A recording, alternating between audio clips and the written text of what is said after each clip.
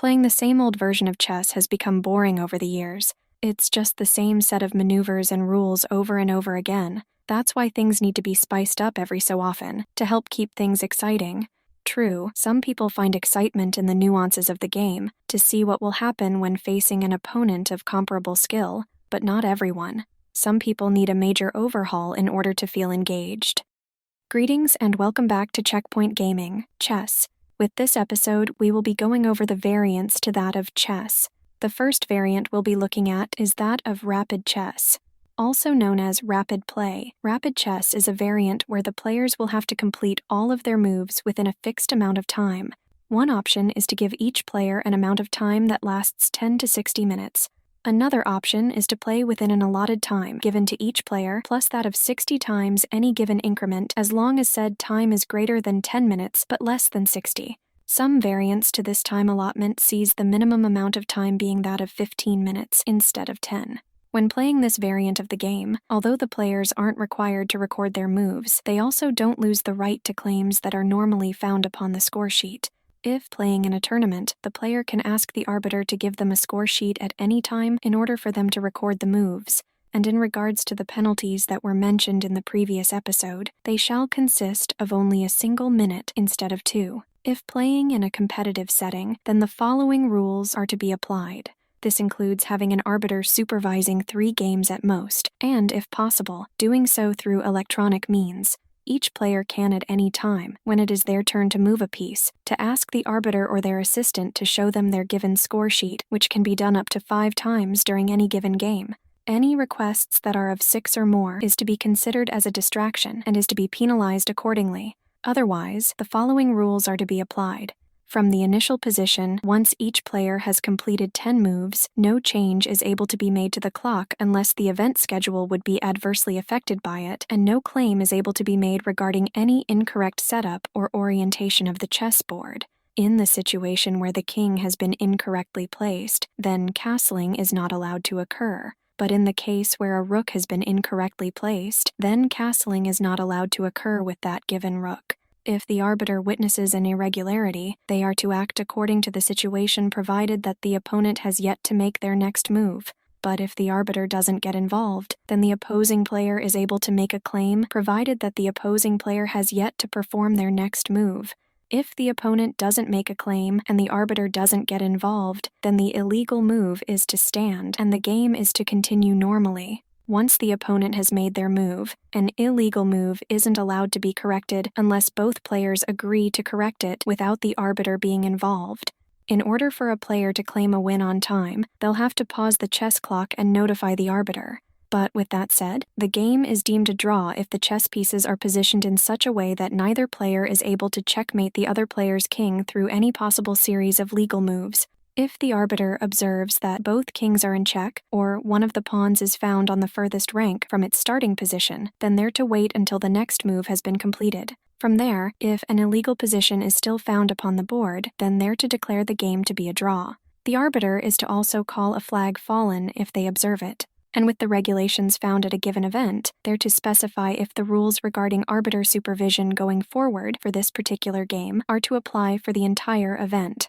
The second variant we'll be looking at is that of Blitz. With Blitz, it is when all of the players' move will have to be completed within a fixed amount of time, which is typically 10 minutes or less for each player. The game can also be played with the allotted time plus 60 minutes, with any given increment being that of 10 minutes or less for each player. A variant to this is to have the time limit be that of 15 minutes or less. So, like the name implies, this variant is meant to be played quickly.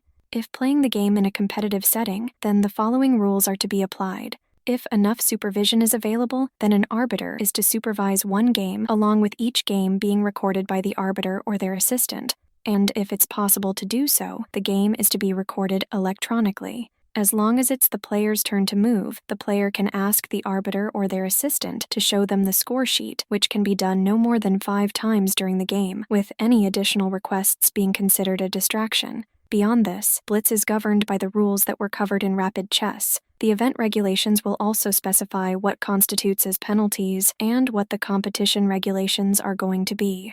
And the third variant we'll be looking at is that of Chess 960. Before play begins, the starting positions of the pieces are going to be set up semi-randomly due to them being placed in accordance to some rules accompanied by player desire. From there, the game is to be played in accordance with the standard rules of chess. On top of this, the pieces and pawns operate with their normal moves, with the objective of each player being that of checkmating the opponent's king. With the starting positions, they have to meet certain requirements, with the white pawns being placed upon the second rank as usual. With the remaining white pieces, they're to be randomly placed upon the first rank with the following restrictions in place. First, the king will have to be placed anywhere between the two rooks. Second, the bishops will have to be placed upon opposite-colored squares. And third, the black pieces will have to be placed opposite the white pieces. So basically speaking, black will mirror white. We also welcome the snowflake shit show that'll come from that last sentence. With the determining of the starting positions, they can be done through a computer program, dice rolls, coin flips, cards, or any other method the players decide to use. When it comes to that of castling, it can only be done once per game, and involves both the king and a single rook, as discussed in an earlier episode. With that said, a new modification will have to be made to the rules regarding castling due to the nature of this variant. Depending upon the pre-castling positioning of the king and rook, castling can be done in one of 4 ways, which consists of double move castling, transposition castling, king move only castling, and rook move only castling. With that of double move castling, it is when performing a move with both the king and rook. With that of transposition castling, it is when the position of the king and rook are transposed.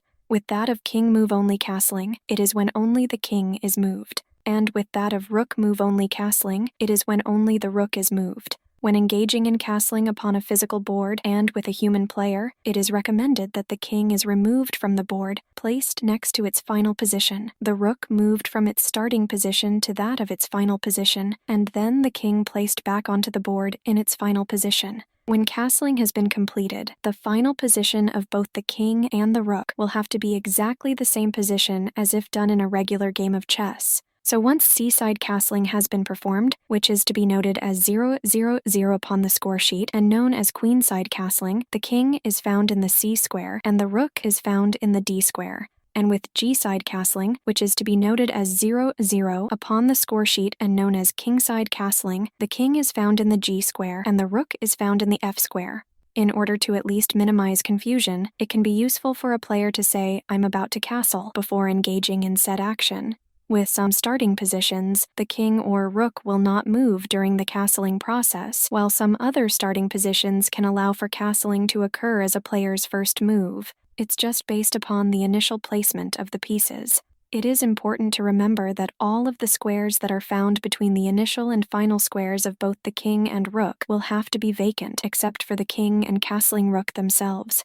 And depending upon the starting positions of the pieces, it is possible for some squares to remain filled during the castling process that would have to be vacant if playing regular chess. So with that said, that is what you need to know about the variants to that of chess. With that taken care of, we can start talking about blind and visually impaired players for that of chess. If you liked this episode, feel free to give it a like, and if you want to stay up to date on any future episodes we upload, go ahead and subscribe. You can also support us on Patreon for as little as $1 a month at patreon.com/checkpointgaming. See you in the next episode, and happy gaming.